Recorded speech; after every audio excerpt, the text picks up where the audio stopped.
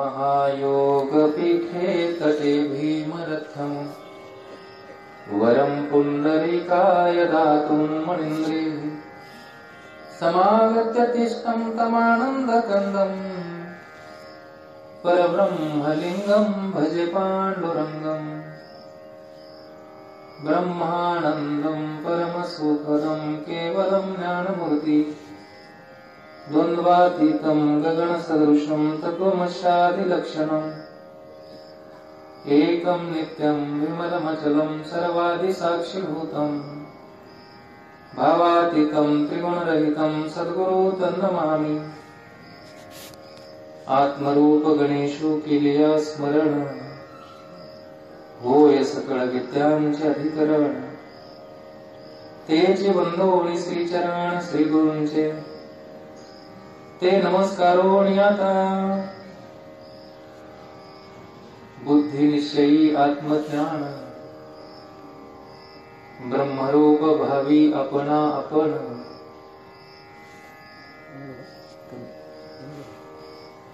ब्रह्मनिष्ठा राखे पूर्ण तत्परायण अहर्निशी वसुदेव सुतं देवं कंसचाणूरमर्दनम् देवकी परमानंदं कृष्णं वंदे जगद्गुरु।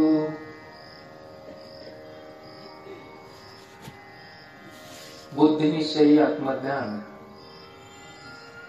ब्रह्मरूप भावी अपना आपण ब्रह्मनिष्ठा राखे पूर्ण तत्परायण अहर्निशी।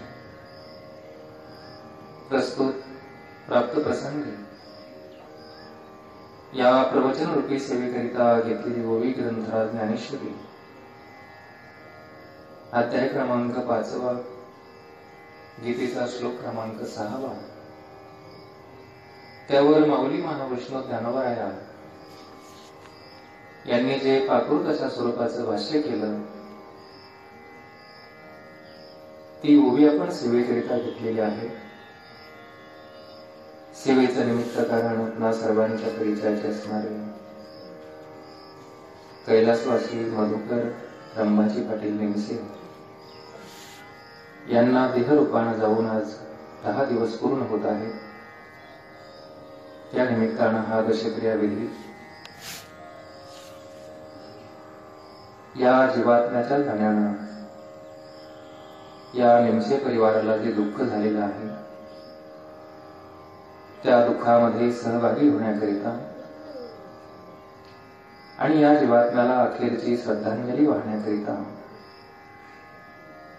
आपण सर्व नातेवाईक इष्टमित्र सदस्यांनी दुःखद अंतःकरणानं या ठिकाणी जमलेलो आहोत। त्यांच्या पाठीमाग त्यांचा मुलगा सचिन मधुकर निमसे त्याचप्रमाणे त्यांच्या मुली सौभाग्यवती शीतल योगेश सिन्हारे सौभाग्यवती सोनाली गणेश बोरुणे त्याचप्रमाणे त्यांची धर्मपत्नी रोहिणी मधुकर निमसे त्यांचे बंधू आदरणीय श्री शंकरराव रंभाजी निमसे आदरणीय श्री प्रकाश रंभाजी निमसे आदरणीय श्री बाबासाहेब रंभाजी निमसे त्यांच्या मातोश्री साखरबाई रंभाजी निमसे असा त्यांचा मोठा परिवार आणि त्यांच्या अकस्मात जाण्यानं सर्वच ठिकाणावर खरं तर मनाला अशी रोखरूप लागून जाते। तरी पण देवाच्या मनात आलं तसं या ठिकाणी घडत असतं। प्रत्येकाचं या ठिकाणी येणं वेगळं आहे, जाणं वेगळं आहे। या न्यायानं त्यांच्या कर्मधर्म संयोगानं त्यांनी या ठिकाणी देह ठेवलेला आहे।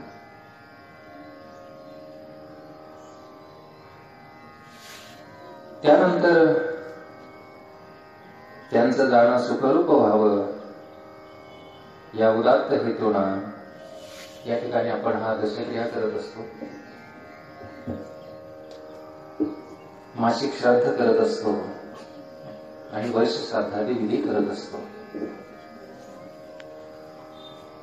खरं तर आपण या मानवी जीवनाकडे जर पाहिलं तर हे मानवी जीवन सुखदुःखांनी मिश्रित अशा प्रकारचं आहे.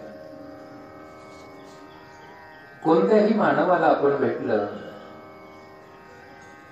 की त्याच्या जीवनामध्ये सुखदुःख ही नित्याची ठरलेलीच. सुखही फार काळ काही टिकत नाही आणि दुःखही फार काळ काही टिकत नाही. सुखापाठीमागून दुःख येत असतं आणि दुःखापाठीमागून सुख येत असतं. खरं तर या मानवाच्या जीवनामध्ये कोणता दिवस, कोणता क्षण कसा उगवेल याची काही शाश्वती देता येत नाही. या ठिकाणी हे जीवन क्षणाक्षणाला बदलत असतं आणि परिवर्तन हा संसाराचा नियमही आहे. प्रत्येक क्षणाक्षणाला हे सुखदुःख आमच्या जीवनामध्ये डोकावत आहे.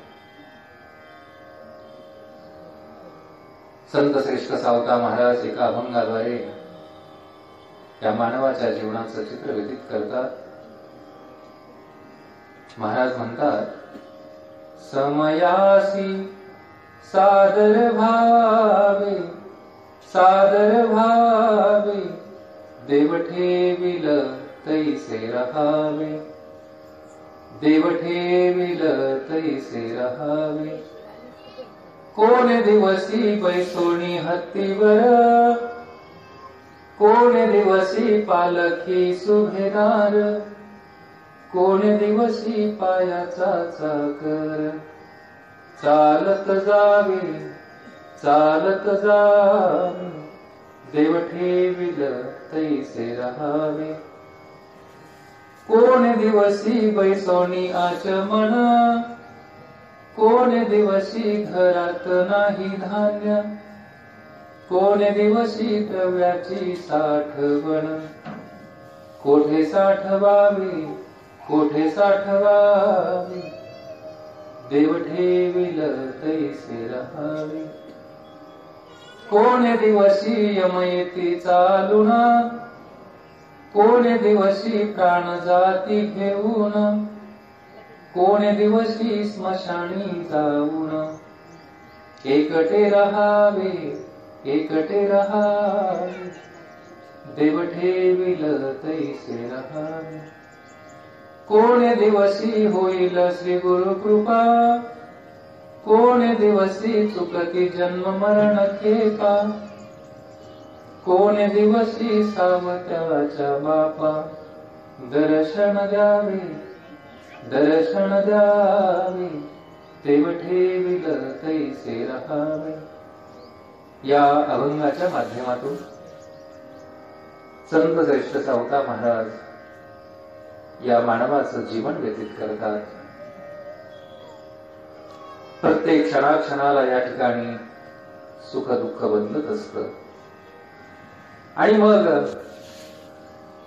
आमच्या जीवनामध्ये शाश्वत आनंद मिळावा, शाश्वत सुख मिळावं म्हणून हा मानव प्रयत्नशील असतो. रात्रंदिवस हा मानव या ठिकाणी धावाधाव करत असतो की आमच्या जीवनामध्ये या ठिकाणी आम्हाला सुख मिळावं. ते सुखही कसं असावं तर शाश्वत अशा प्रकारचं असावं. जे सुख मिळाल्यानंतर पुन्हा ते सुख आमच्याकडून कोणीही हिरावून घेऊ नये, असं सुख आम्हाला मिळावं याकरिता हा मानव या ठिकाणी प्रयत्नशील आहे. मग हे प्रयत्न करत असताना तो पहिल्यांदा प्रपंचामध्ये या सुखाची शोध घेत असतो. हा संसार करून, हा प्रपंच करून आम्हाला सुख मिळेल अशी त्याची भावना असते आणि मग त्याप्रमाणे तो करतोही. पण सरते शेवटी असं लक्षात येतं की सुखाचा थांब पत्ताही आम्हाला लागला नाही, सुख आमच्या जीवनामध्ये मिळालं नाही. आणि म्हणून या ठिकाणी प्रपंचामध्ये सुख नाही. सर्व संतांनी याबद्दल शिक्कामोर्तब केलंय. सर्व संत म्हणतात की या ठिकाणी आपण जो प्रपंच करत असतो हा प्रपंच केवळ दुःखाला कारणीभूत आहे. यामध्ये सुखाचा तसभर विचारही तुम्हाला सापडणार नाही. दुःख बांधवडी आहे हा संसार, सुखाचा विचार नाही कुठे. संसार दुःख मूळ, चहूकडे इंगळ, विश्रांती नाही कुठे, रात्रंदिवस तळमळ. या प्रपंचामध्ये सुख नाही. मग सुख कशामध्ये मिळेल तर ते परमार्थामध्ये.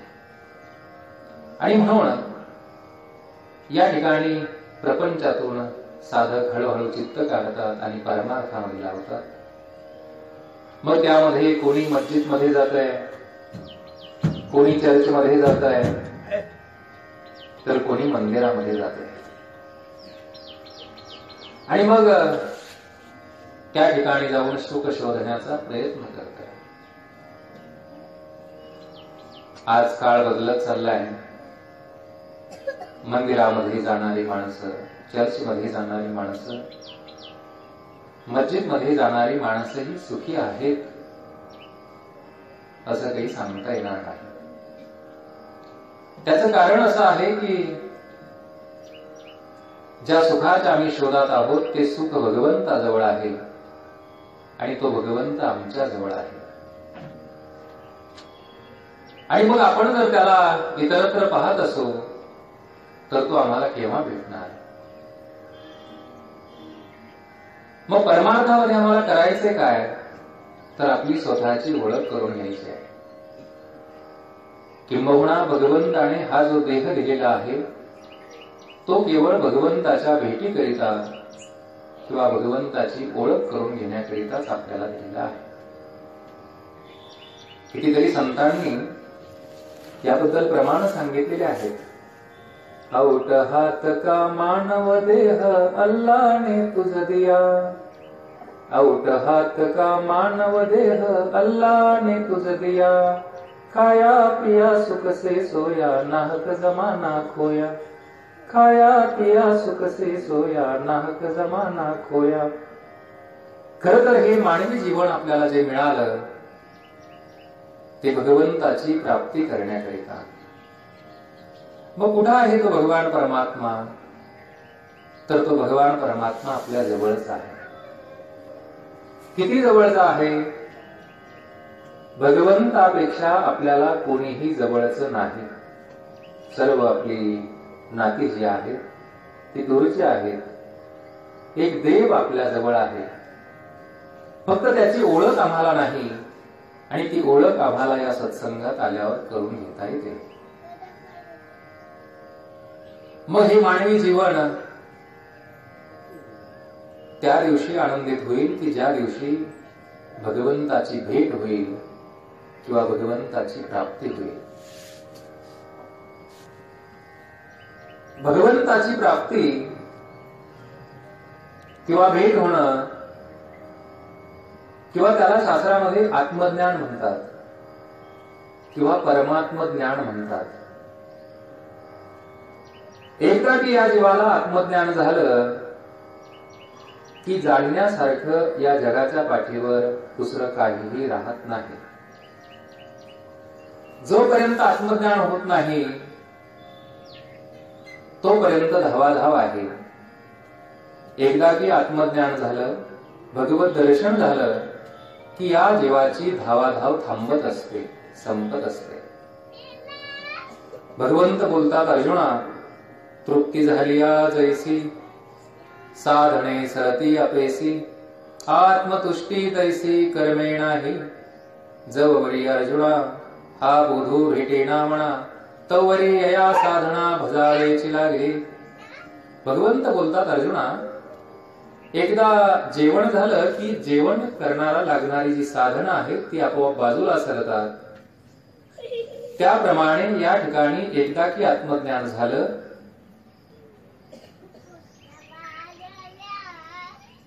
मग कोणत्याही प्रकारचा परमार्थ करावा लागत नाही. एकदा भगवंताची भेट झाली की कोणत्याही प्रकारचा परमार्थ या ठिकाणी करावा लागत नाही. काही जाणकार मंडळी म्हणतील, महाराज भगवंताचं नामस्मरण तर करावं लागत असेल ना. कबीरदासजी म्हणतात की राम हमारा भजन करे हम बैठे आराम. तो भगवंत आमचं भजन करून घेतो, आता आम्हाला भजनही करण्याची आवश्यकता राहिली नाही. याचा अर्थ असा आहे की हे गंतव्यस्थान या ठिकाणी आपल्याला प्राप्त करायचे आहे. एकदा हे गंतव्यस्थान प्राप्त झालं की मग कुठं येणं नाही आणि कुठं जाणं नाही, मग काही करणं नाही. चौथ्याच्या ठाई काहीच करणे नाही, या स्थितीपर्यंत आम्हाला यायचं आहे. या स्थितीपर्यंत येण्याकरिताच हा मानव देह आहे. आणि मग या मानव देहाला आलं की या आयुष्याच्या साधनानं सच्चिदानंद पदवी आपल्याला घेता येते. अर्थातच आपण कोण आहोत याची ओळख करून घेता येते. आत्मज्ञान म्हणजे तरी काय, तर मी कोण आहे याची ओळख होणं. आता आपल्याला जे ज्ञान आहे खरं तर त्याला शास्त्रामध्ये विपरीत ज्ञान म्हणतात. एक आहे यथार्थ ज्ञान आणि दुसरं आहे विपरीत ज्ञान. विपरीत ज्ञान म्हणजे खोटं ज्ञान, आणि त्या खोट्या ज्ञानालाच आपण खरं म्हणत असतो आणि संपूर्ण जीवन आपलं खोट्या ज्ञानामध्ये जात असतं. यथार्थ ज्ञान म्हणजे खरं ज्ञान, आणि ते की एकदा जर प्राप्त या जीवाला झालं की या जीवनात आनंदाला पारावर उरत नाही. मग हे काय आहे आत्मज्ञान? भगवंत बोलतात, आपण कोण आहोत याची एकदा उकल झाली, एकदा स्वतःला त्याचा अनुभव आला की आत्मज्ञान झालं म्हणून समजावं. कोण आहोत आपण? आपण जर आपल्या मनाला प्रश्न केला, देवा जन्माला यायच्या अगोदर आम्ही इथे नव्हतो, काही काळापुरते आम्ही या ठिकाणी आलेलो आहोत आणि एक दिवस आम्हाला इथून जायचंय. देवा मी जन्माला यायच्या अगोदर कुठं होतो? आताही आल्यानंतर आम्ही या विपरीत ज्ञान आमच्याकडे आहे, खोटं ज्ञान आमच्याकडे आहे, आणि त्या ज्ञानालाच खरं समजून आम्ही या ठिकाणी भ्रांतीमध्ये राहत असतो. देवा या ठिकाणाहून सर्वांना जावं लागतं, ही माणसं जातात कुठं रे? एकदा गेलेली माणसं आम्हाला का भेटत नाही? खरं तर या ठिकाणी यायचं आणि जायचंच होतं, तर इथं जन्माला का घातलंच बाबा? अनेक प्रश्न आहेत जीवनामध्ये, आणि त्या सर्व प्रश्नांची उत्तर अध्यात्मामध्ये मिळतात, आत्मज्ञानामध्ये मिळतात. मग कोण आहोत आपण? आपल्याला माहिती, आपल्याला नाव ठेवलेलं आहे. कुणाचं नाव चंदूलाल आहे तर कुणाचं नाव नंदूलाल आहे. आपण जेव्हा जन्माला आलो तर कोणतंही नाव घेऊन जन्माला आलेलो नाही. 5वीच्या 12वीच्या दिवशी शहाणी माणसांनी मग आपलं नाव ठेवलं चंदूलाल, आणि तेव्हापासून ते नाव आपल्याला इतकं आवडलं की आपल्याला जीवनभर वाटत राहिलं की मी चंदूलाल आहे, चंदूलाल आहे.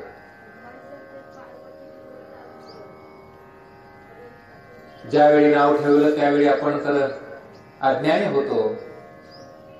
चंदूलाल ऐवजी जर नंदूलाल ठेवलं असतं तर मी नंदूलाल आहे म्हणूनही आयुष्य गेलं असतं.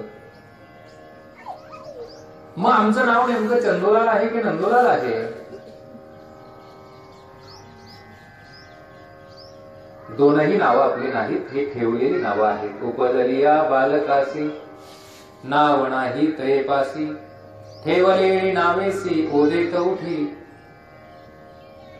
आपण जे नाव ठेवूया त्या नावाने ते बालक हाक देत असतं, ओ देत असतं.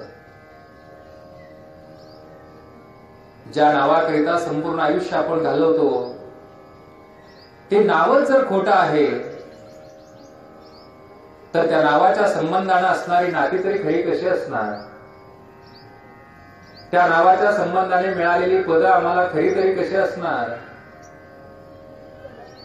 जिथं नावच खोटं आहे त्या नावाच्या संबंधानं कितीही जरी पदं असतील तरीही ती खोटीच असणार. मग जर नाव आपलं नाही तर हा देह तरी आपला असेल. कुणाचा देह काळा आहे, कुणी गोरा आहे, कुणी उंच आहे, कुणी ठेंगणा आहे, कुणी स्त्री आहे, कुणी पुरुष आहे.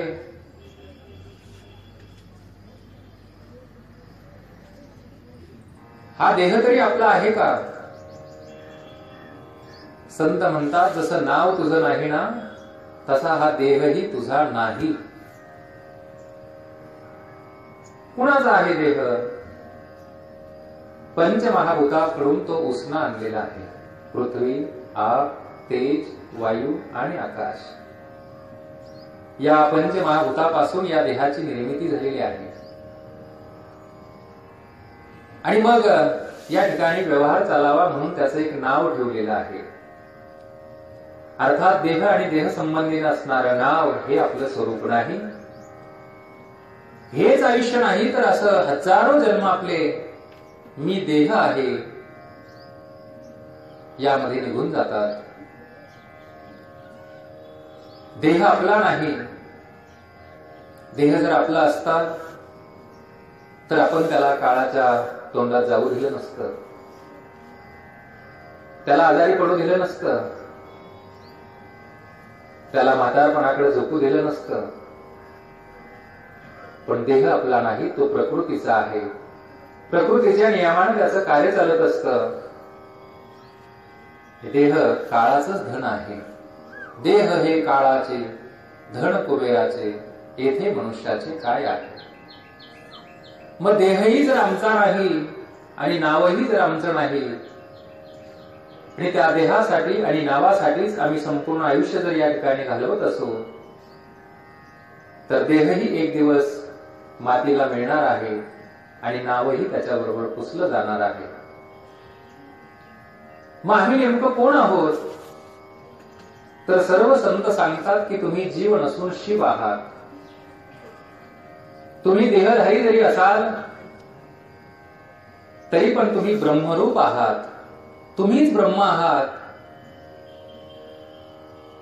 तुका म्हणे हा तो स्वये परब्रह्म, मूर्ख नेने वर्म संत चरण.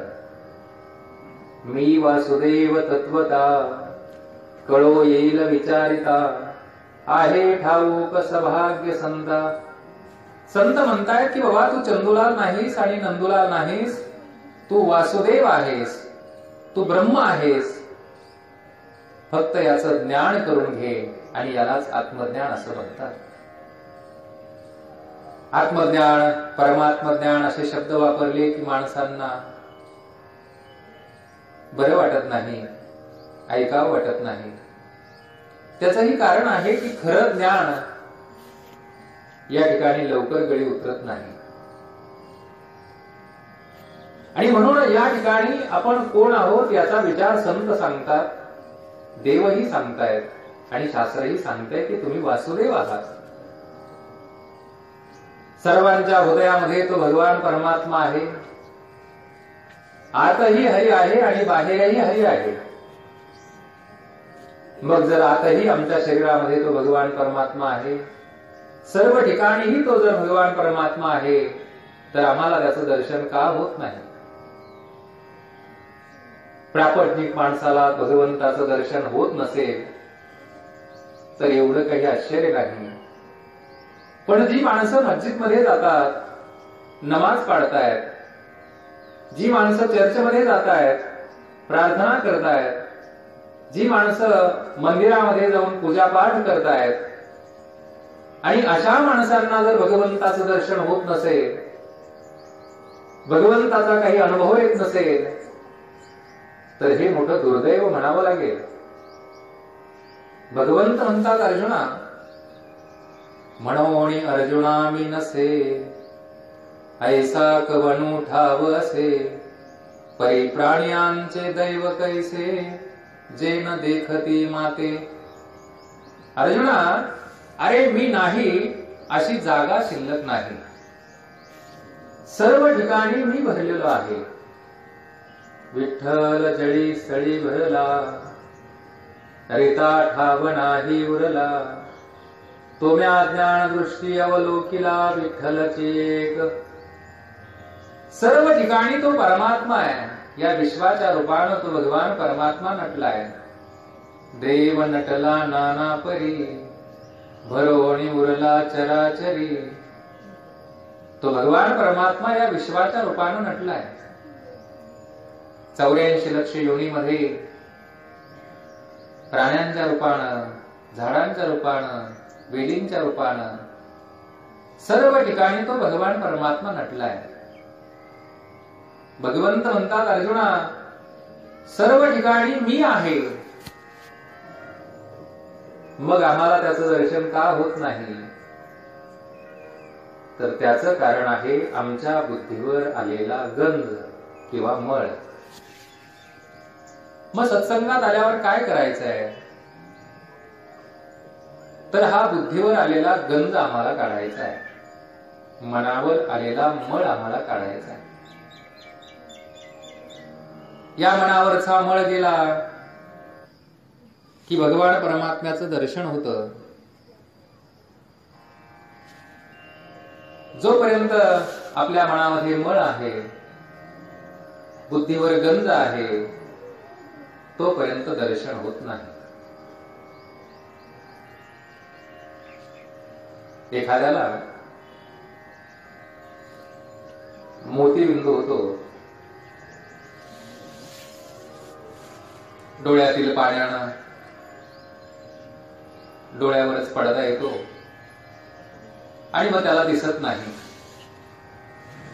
मग तो एखाद्या वैद्याकडे गेला की तो वैद्य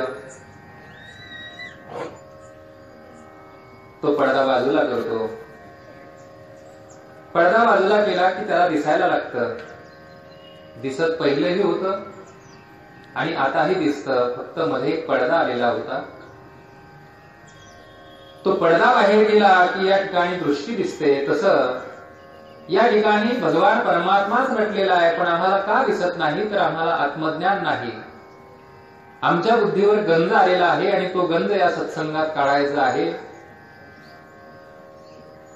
या बुद्धीचा पालट आपल्याला करायचा आहे. बुद्धीचा पालट धरा रे काही, मागुता हा नाही मनुष्य जन्म. महाराज म्हणतात या बुद्धीचा पालट धरा. हा जो मनुष्य जन्म आहे तो शेवटचा आहे. आता जर वर्म चुकलं तर फेगा पडणार आहे. शेवटची पाळी एक मनुष्य जन्म, चुकली या वर्म फेरा पडे. आता ही शेवटची वेळ आहे. आता जर आपण या ठिकाणी समजावून घेतलं नाही तर मग मात्र फेरा पडणार आहे. म्हणून आता वेळ आहे की आपण या ठिकाणी हे मानवी जीवन समजावून घेतलं पाहिजे.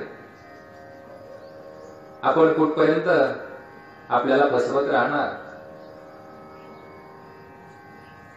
आपल्याला असं वाटत असतं की आम्ही दुसऱ्याला फसवतो,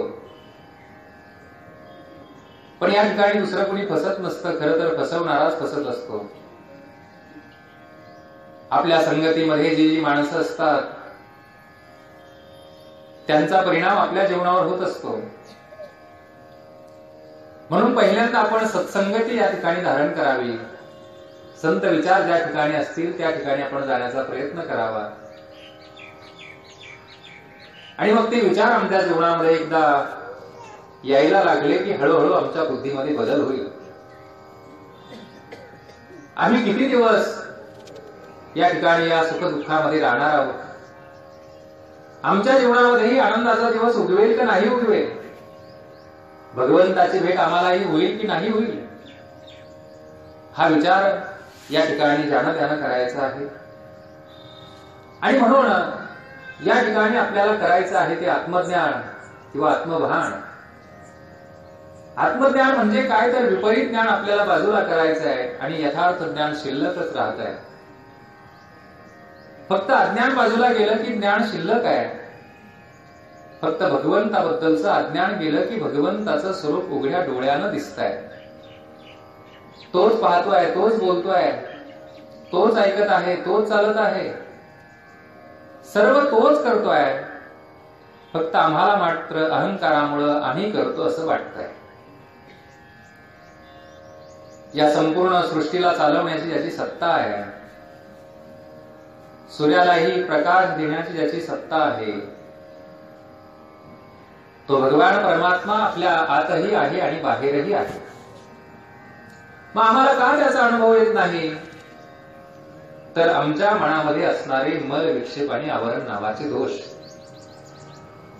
आमची जी बुद्धी आहे ती सद्बुद्धी नाही, ती प्रापंचिक बुद्धी आहे आणि त्या बुद्धीलाच आपल्याला पारमार्थिक बुद्धी करायचं आहे. भगवंत म्हणतात असा असणारा जो भगवान परमात्मा आतही आहे आणि बाहेरही आहे,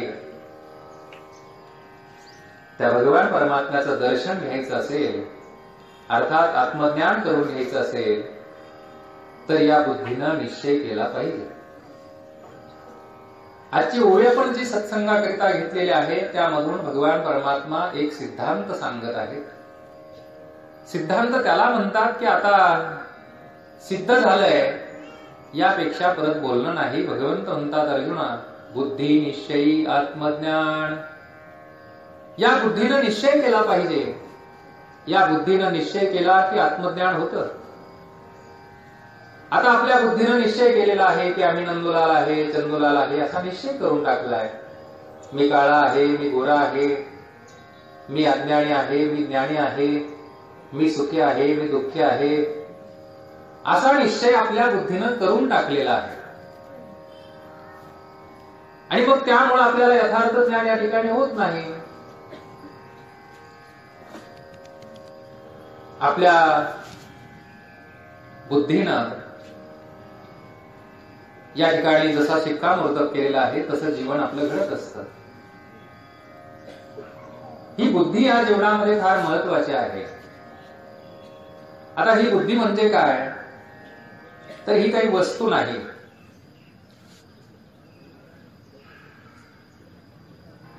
वस्तू असती तर दाखवता आली असती. बुद्धी नावाची काही वस्तू नाही.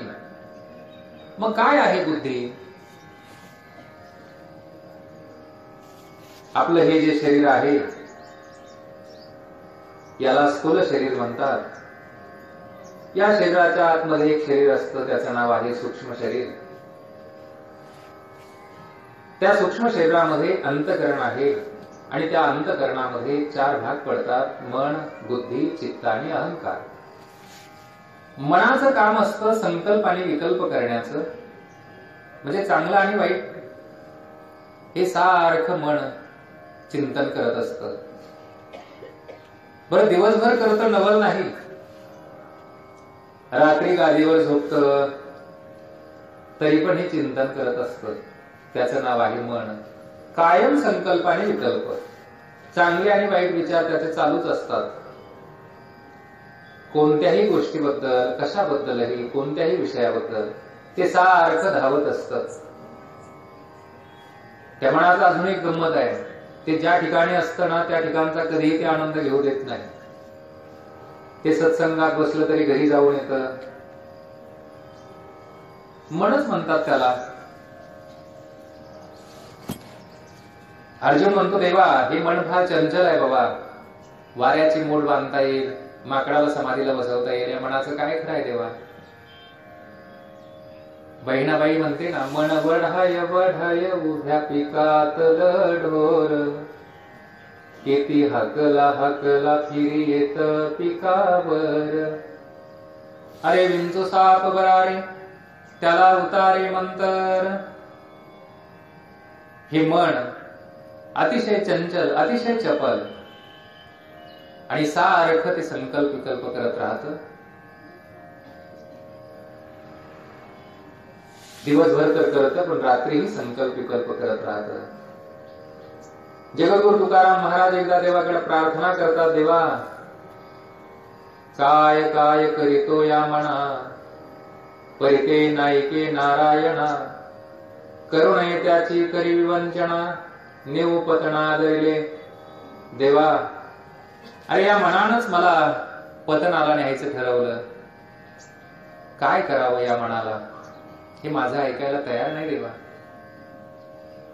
देव म्हणतात त्या मनाचं एक बरं आहे, तया मनाचे कणिके, जे देखलिया वस्तूच्या ठाया सोके, म्हणून आत्मसुखाची कवतुके दावीत जावे.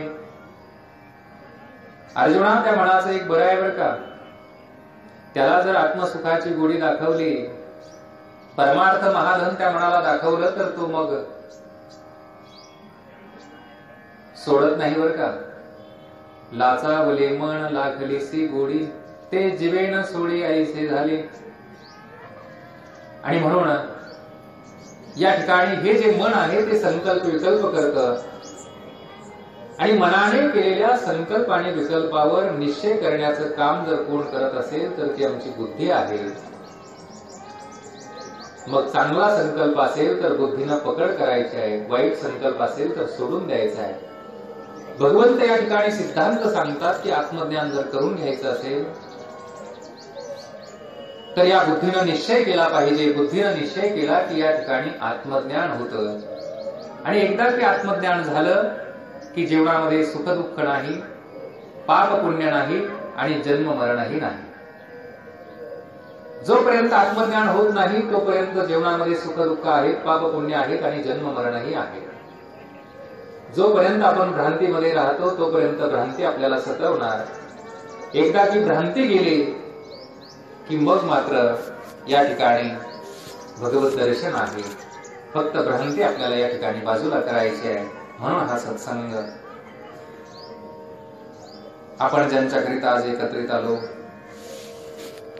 आपल्या सर्वांच्या परिचयाचे असणारे कैलासवासी मधुकर ब्रह्माजी पाटील निमसे. खरं तर येता येता आम्ही त्यांच्याबद्दल ऐकलं, नावाप्रमाणेच त्यांची वाणी ही अगदी गोड अशा प्रकारची होती. कधीही ज्याला आपण दुसऱ्याची पंचायत म्हणून अशी पंचायत त्यांच्या जीवनामध्ये घडली नाही. भगवंताला जे मान्य असतं त्याप्रमाणे या ठिकाणी घडत असतं. प्रत्येकाचा जन्म या ठिकाणी वेगवेगळ्या तिथीवर होतो, त्याचप्रमाणे देहही या ठिकाणी आपल्याला ठेवावा लागतो. अर्थात या जीवात्म्याला जावं लागलं, आपल्यालाही त्यांच्या पाठीमागून जाणं आहेच. खरं तर आजचा जो दिवस असतो दशक्रियाविधी, आपण जन्मभर या ठिकाणी पापपुण्य करत असतो, आणि मग मरणसमयी स्थूल देहातून जो सूक्ष्म देह आहे, वासनामय देह आहे, मनोमय देह आहे, तो बाजूला जात असतो. अर्थात पाप आणि पुण्य त्या वासनेच्या रूपानं या देहातून बाहेर पडते. आणि मग आजच्या दिवशी जेव्हा दशक्रिया विधी केला जातो तर या दिवशी या पिंडानं पुनश्च एकदा अंगुष्ठ मात्र देह या मानवाला मिळत असतो. 11व्या आणि 12व्या दिवशी तहान भूक लागते, म्हणून 13व्याच्या दिवशी या ठिकाणी आपण भूमिभोजन करतो. आणि भूमिभोजन केलं की या ठिकाणाहून हा जीवात्मा त्याच्या प्रवासाला निघत असतो. 349 दिवस या जीवात्म्याला प्रवास करावा लागतो. रोज 247 योजना अंतर चालावं लागतं. वाटेनं या जीवात्म्याचे 16 मुक्काम होत असतात. आपण या ठिकाणी जे मासिक श्राद्ध घालत असतो त्या मासिक श्राद्धातील अन्नाचा काही भाग या जीवात्म्याला आणि त्या यमदूताला खायला दिला जातो.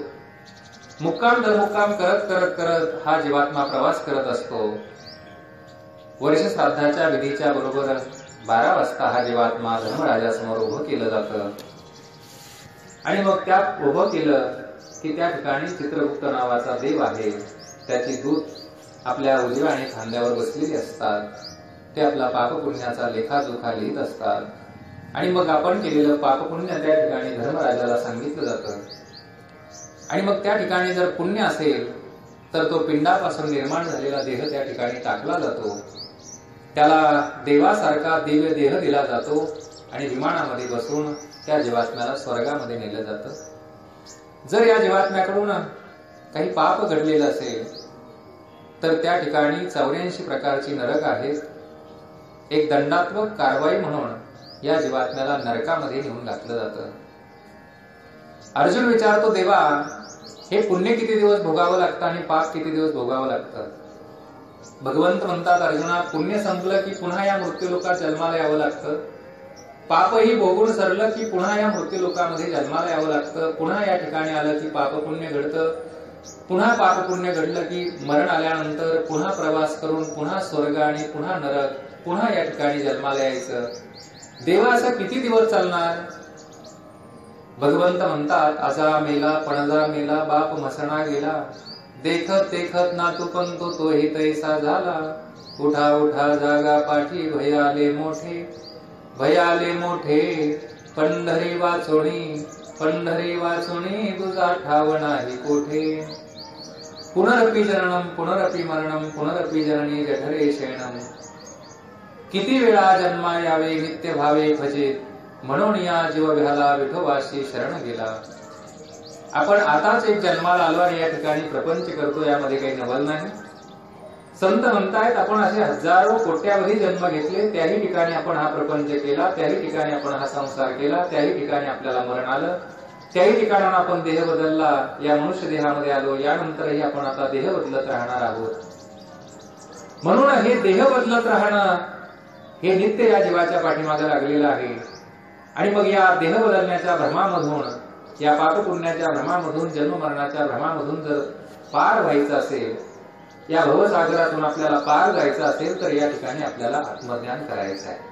आत्मज्ञान म्हणजे भगवंताची भेट घ्यायची आहे। भगवंत सर्व ठिकाणी ओतप्रोत भरलेला आहे, पण आम्हाला तो दिसत नाही, आणि याकरिता सत्संग आहे, याकरिता पंढरीची वारी आहे, याकरिता मस्जिद मध्ये जाऊन नमाज पढायचे, याच करिता चर्च मध्ये जाऊन प्रार्थना करायची आहे, आणि याच करिता मंदिरामध्ये जाऊन पूजापाठ करायचा आहे।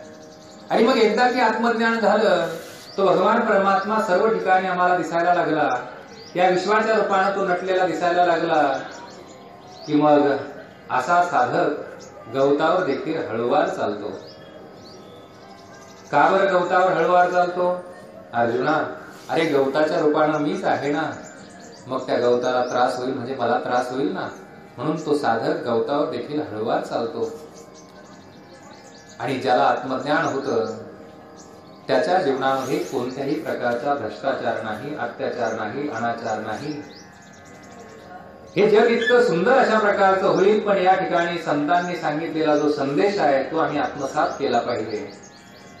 या जगाच्या पाठीवर जे आता वाळवंट या ठिकाणी आपल्याला दिसायला लागलंय, त्याचं कारण असं आहे की संतांचा जो संदेश आहे, शास्त्राचा जो संदेश आहे, किंवा भगवंताचं जे मत आहे, त्याच्या विचारात आम्ही नाही, आणि म्हणून सगळीकडे या ठिकाणी वाळवंट होण्याच्या स्थितीमध्ये हे जग आहे। पण एक संदेश जर या ठिकाणी आम्ही संतांचा घेतला तर सर्व ठिकाणी हिरवळ उगल्याशिवाय राहणार नाही। आणि म्हणून या ठिकाणी विश्वाच्या रूपाने तो नटलेला आहे, त्याला पाहण्याकरिता अगोदर अंतर्मुख व्हायचं आहे, आणि अंतर्मुख झालं, त्याचं दर्शन झालं की मग तो बाहेरही दिसायला लागतो। अशी आपली बुद्धी बदलत असते। आत्मज्ञान झालं की माणसं तीच असतात, जग तेच असतं, पण आपली दृष्टी बदलते आणि सर्व ठिकाणी आपल्याला भगवंताचा साक्षात्कार होत असतो। साक्षात आकार त्या भगवान परमात्म्यानं या ठिकाणी धारण केलेला आहे, असं आपलं बुद्धीचा निश्चय होतो, आणि मग त्यालाच खरं या ठिकाणी आत्मज्ञान म्हणतात। आणि मग हे आत्मज्ञान एकदा झालं की या जगाच्या पाठीवर जाणण्यासारखं, मिळवण्यासारखं, प्राप्त करण्यासारखं काहीही शिल्लक राहत नाही। हे आत्मज्ञान असं आहे की मृत्यूनंतरही ते आपल्याकडून कोणीही हिरावून घेऊ शकत नाही। मृत्यूही आत्मज्ञानाच्या ठिकाणी फिका आहे, किंवा मृत्यूही या ठिकाणी आपलं काहीही बिघडू शकत नाही। खरं तर जन्म आणि मृत्यू हे परिवर्तन आहे। आम्ही मरणाला का घाबरतो? त्याचं कारण आहे की आम्हाला मरण माहिती नाही। आम्ही आपल्याला देहरूप समजत असल्यामुळं आपल्याला असं वाटतं की देह या ठिकाणी त्याला मरण आलं की आम्ही या ठिकाणी मरण पावलो. पण खरं जे आपलं स्वरूप आहे ते अविनाशी अशा प्रकारचं आहे. देह येणारा आणि जाणाराच आहे. देह काही काळापुरता आपल्या बरोबर असतो. अर्थात देह म्हणजे आपण नाही, आत्मतत्व म्हणजे आपण आहोत. आणि याची ओळख करण्याकरिता हा सत्संग आहे. हे ज्ञान होण्याकरिता हा सत्संग आहे. आता ज्यांना ज्यांना ते शक्य होतं ते भगवंताचं दर्शन या ठिकाणी घेतात. काही माणसांचं आयुष्य निघून जातं, पण त्यांना मात्र हे ज्ञान काही होत नाही. आणि म्हणून या ठिकाणी आपल्याला निश्चय करायचा आहे की मी देहरूप आहे की आत्मरूप आहे. आता देहरूप आहे हा निश्चय आपला आहे, पण याला विपरीत ज्ञान म्हणतात, खोटं ज्ञान म्हणतात. आणि मी आत्मरूप आहे, मी सच्चिदानंद रूप आहे, हा निश्चय होणं याला भगवत दर्शन म्हणतात, कैवल्यपद म्हणतात, मोक्षपद म्हणतात. आणि ते आमच्या जीवनामध्ये मिळावं.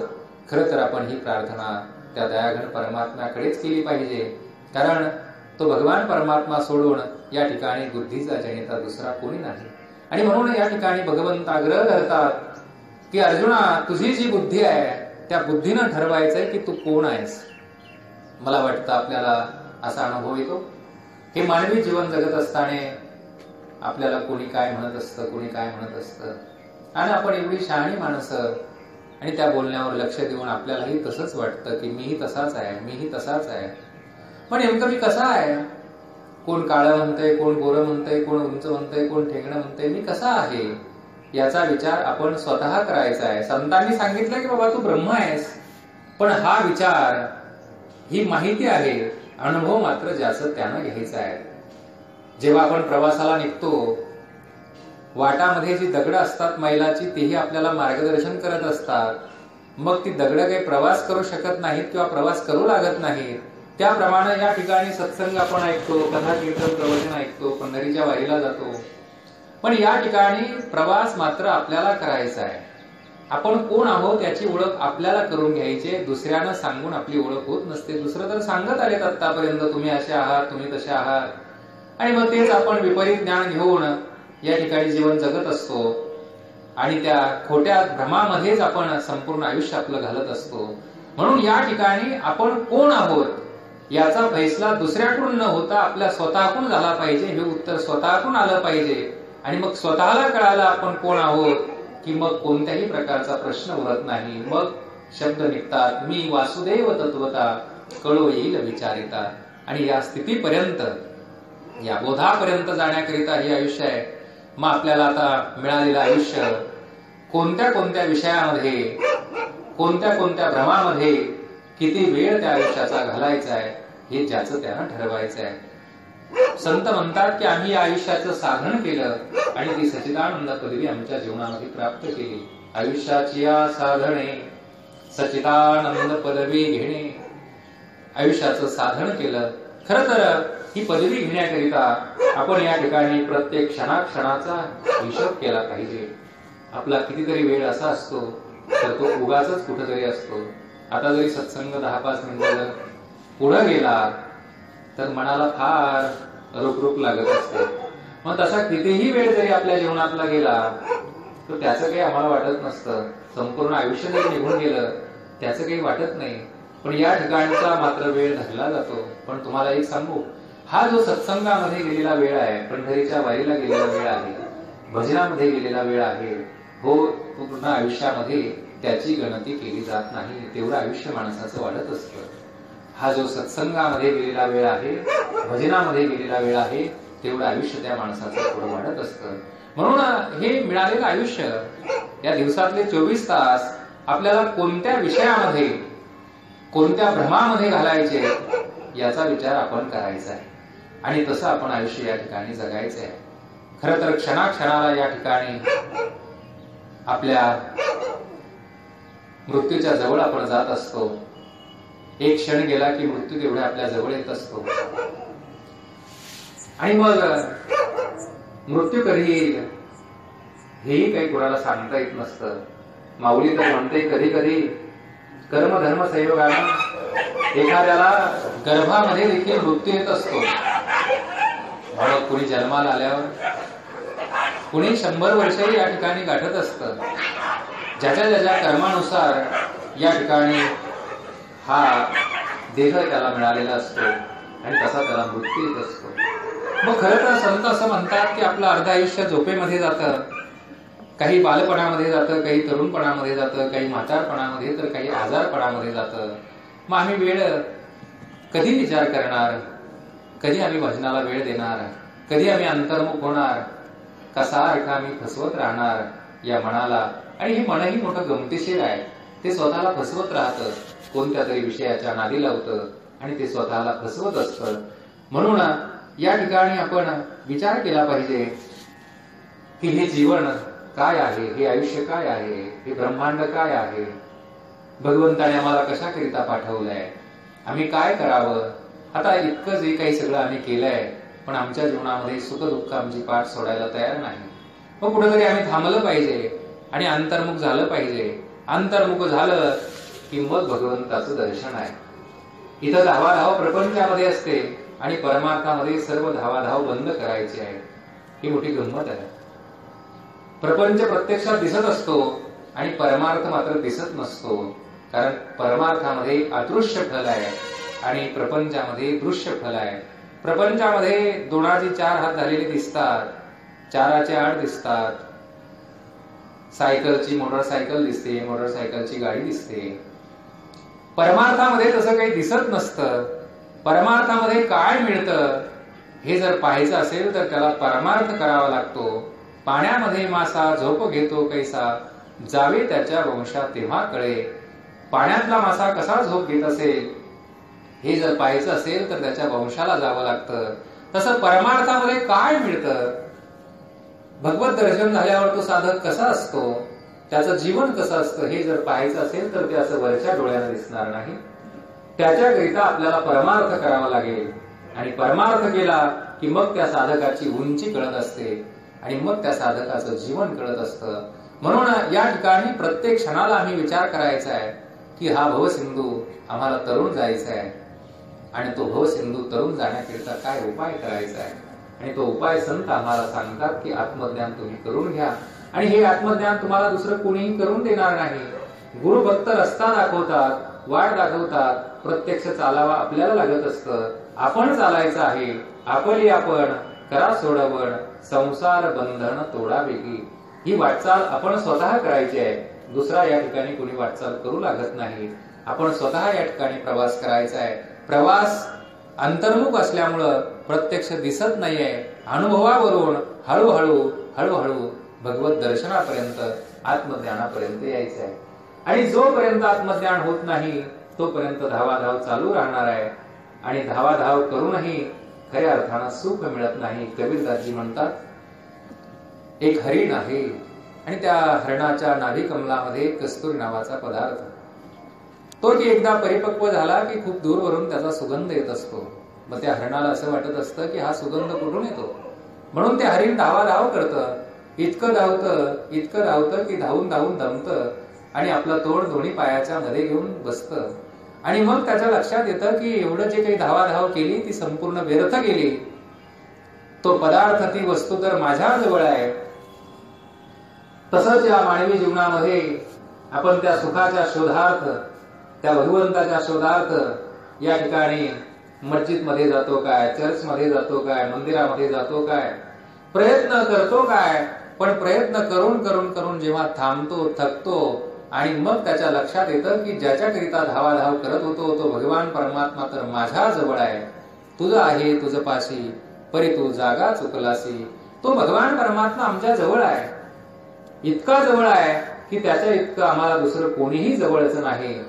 आणि त्यानं जर एकदा आमची साथ सोडली तर मग इथं सहारा देणार दुसरं कोण नाही. तुका म्हणे तुझं सोडविना कोणी, एका चक्रपाणी वाचून या. म्हणून खऱ्या अर्थानं आपला तो भगवान परमात्मा हृदयामध्ये आहे.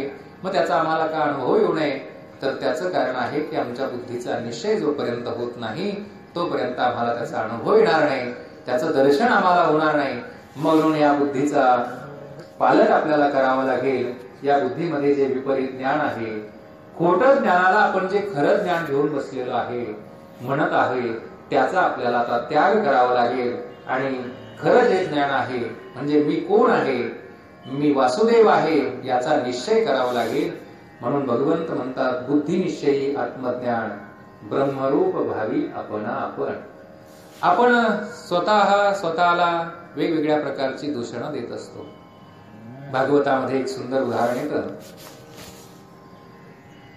भगवान परमात्म्याला नेण्याकरिता अक्रूर येतात आणि मग अक्रूर त्याला घेऊन मथुरेमध्ये येतात आणि भगवंताला मथुरेमध्ये आणलं की त्या ठिकाणी मोठा समारंभ असतो. त्या समारंभामध्ये वेगवेगळ्या प्रकारची माणसं असतात. कोणी राजे असतंय, कोणी पहिलवान आहे, कोणी महिला आहेत, कोणी माणसं आहेत, कोणी बालसवंगडी आहेत. वेगवेगळ्या प्रकारची 10 प्रकारची माणसं त्या ठिकाणी आहेत. आणि मग जेव्हा तो भगवान परमात्मा त्या सभेमध्ये समारंभामध्ये प्रवेश करतोय तर तो भगवान परमात्मा कुणाला कसा दिसला याचं वर्णन भागवतामध्ये आलेलं आहे. भागवतकार म्हणतात की जे भगवंताचे भक्त आहेत त्यांना तो भगवान परमात्मा योगेश्वर कृष्ण दिसला. जे पहिलवान आहेत त्यांना भगवान परमात्मा पहिलवान दिसला. जे शत्रू आहेत त्यांना तो शत्रू दिसला. जे राजा आहेत त्यांना तो चक्रवर्ती राजा दिसला. ज्या तरुण स्त्रिया आहेत त्यांना भगवान परमात्मा मदनाचा पुतळा दिसला. ज्या महिला आहेत त्यांना आपला लहान बालक दिसलं. जे सवंगडी आहेत त्यांना भगवान परमात्मा मित्राप्रमाणे सवंगड्याप्रमाणे दिसला. प्रत्येकाला तो भगवान परमात्मा वेगवेगळा दिसला. भगवान परमात्मा एकच आहे, पण ज्याचा जसा भाव होता तसा त्याला तो दिसला. मग नेमकं भगवान परमात्मा कसा आहे तसं या ठिकाणी आपण स्वतःला, आपण कुणाचे मामा आहोत, कुणाचे वडील आहोत, कुणाचे काका आहोत, कुणाचे चुलते आहोत, नेमकं आम्ही कोण आहोत या ठिकाणी याचा विचार होणं आणि त्यावर निश्चय होणं. दुसऱ्याने आम्हाला सांगावं की तुम्ही असे आहेत आणि आपण शहाणी माणसं असं की त्यांचं ऐकून आपल्याला तसं समजणं, याचा इतका मूर्खपणा दुसरा कोणताच नाही. आणि म्हणून संत आपल्याला या ठिकाणी ओळख करून देतात, बाबा तू ब्रह्म आहेस, फक्त याचा निश्चय तुला करावा लागेल. आपली जी अर्धी ओवी आहे त्या अर्ध्या ओवीमध्ये पुढे भगवान परमात्मा उपाय सांगतात. ब्रह्मनिष्ठा राखे पूर्ण तत्परायण अहर्निशी. बुद्धीच्या निश्चयानं आत्मज्ञान होतं हे पहिल्या चरणामध्ये सांगितलंय. बुद्धिनिश्चयी आत्मज्ञान ब्रह्मरूप भावी आपण आपण. बुद्धीच्या निश्चयानं आत्मज्ञान होतं, दुसरं कशानेही आत्मज्ञान होत नाही. हरिपाठामध्ये माऊली म्हणते ना, बुद्धीचे वैभव अन्य नाही तुझे, एका केशवराजे सकळ सिद्धी. त्या बुद्धीसारखं दुसरं वैभव नाही. खरं तर ह्या बुद्धीनं आपल्याला साथ दिली पाहिजे. मी नेहमी सांगत असतो की काही माणसं म्हणतात आमच्या घरच्या माणसाची साथ नाही, शेजाऱ्यांची साथ नाही, गावातील माणसांची साथ नाही. मला वाटतं यापैकी कोणीही आपल्याला जरी साथ दिली नाही तरी चालेल, पण आपली जी बुद्धी आहे ना त्या बुद्धीनं आपल्याला साथ जर दिली, त्या बुद्धीनं जर आमचं ऐकलं तर या जगाच्या पाठीवर अशी कोणतीही शक्ती नाही की ती आम्हाला भगवान परमात्म्याच्या दर्शनापासून रोखू शकते. बुद्धीचे वैभव अन्य नाही तुझे, एका केशवराजे सकळ सिद्धी. खरं तर ही बुद्धी सुरुवातीला आपल्याला कमी वाटेल, अल्प वाटेल. सुरुवातीला आपल्याला असं वाटेल की ज्ञानेश्वरी वाचावी, हरिपाठ वाचावा, बराचसा वेळ जीवनातला गेला, माळ घालावी, गंध लावावं, मंदिरात जावं, पूजापाठ करावं, मस्जिदमध्ये जावं, चर्चमध्ये जावं, असं जरी सुरुवातीला वाटत असेल तरी पण ही काही बुद्धी अल्पशी नाही.